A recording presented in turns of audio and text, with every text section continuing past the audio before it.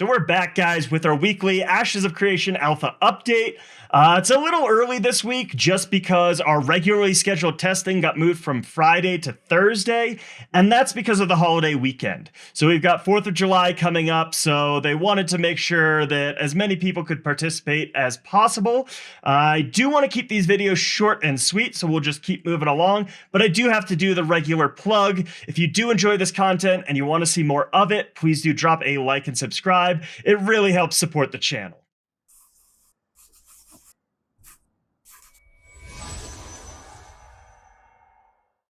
So I do want to start this video off with a little bit of criticism for Intrepid, and that is that things were not very well communicated this week. So at the end of testing last week, which was on Saturday, we were told that there would probably be some kind of additional spot testing early this week, expected to be either Tuesday or Wednesday.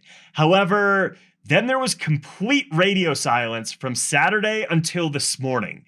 And I was able to catch in the NDA General chat something that Toast said, but the NDA General is just like the public general in the Ashes of Creation Discord, where things are constantly scrolling. So a lot of people missed this.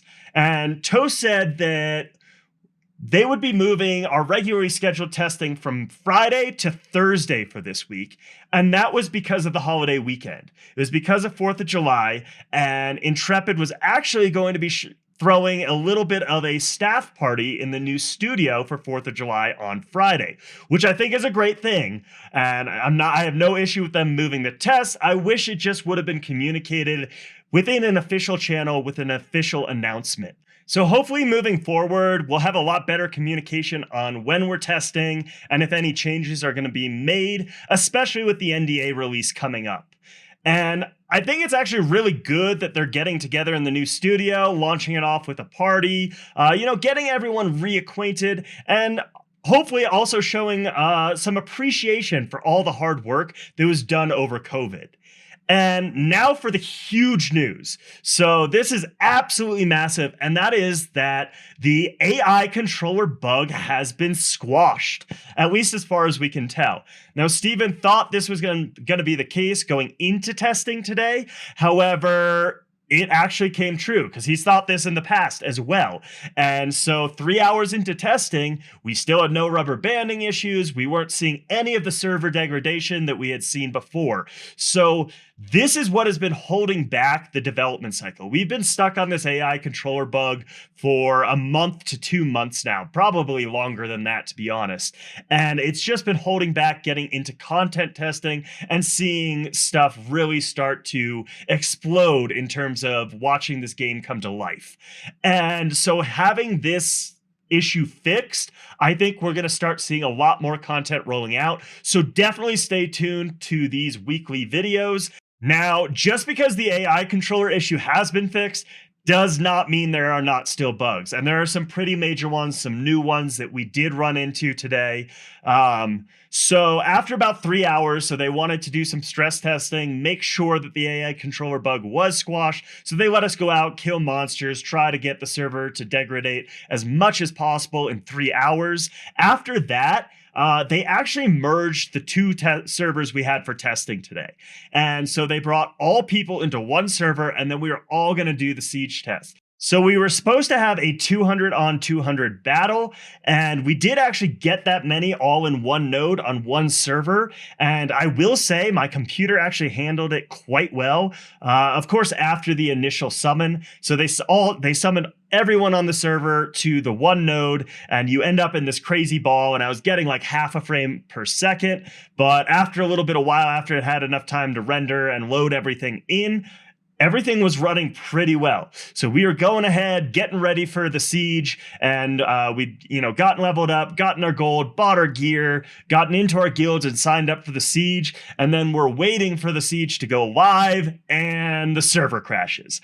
So they reset the servers. It took about 10-15 minutes. And when they brought it back up, they told us not to mess around with our hotbars. So for some reason, there is something that interacting with your hotbar is causing issues, especially when there's too many people in close proximity, and that apparently crashed the server. But anyway, we loaded back in.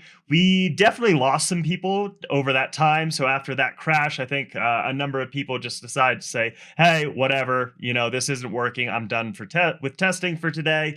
But we did get in, and I think we had, around 100 on 100, and we got into the siege and ran into another huge issue. So we were having this issue where we were getting stuck in action combat mode, and you're supposed to be able to use the Z key to switch readily between action combat and tab target. However, for some reason, it was forcing you into action combat, and then you could not switch back. And this was causing some pretty major issues because, first of all, for healing, you could not easily target your allies to heal. You had to use action combat mode, which was very frustrating. And then also, you couldn't actually even join a party, because to invite people to the party, you need to be in tab target mode, right click on their name, and hit invite to party. There's not currently a function in chat where you can invite someone to party or anything like that. So we went into this test feeling a little bit unorganized and a little bit frustrated, but hey, it's a part of testing, and so we continued on.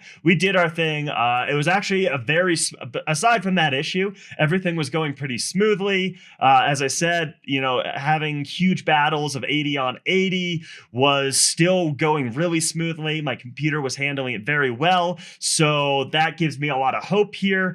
However, about 30 minutes into the test, we once again crashed the server. So I don't know if this was the same issue that happened back in the node, but something happened. The entire server shut down, and so yeah, Intrepid decided to call it there. So yeah, obviously we've made some pretty big progress in terms of the AI controller.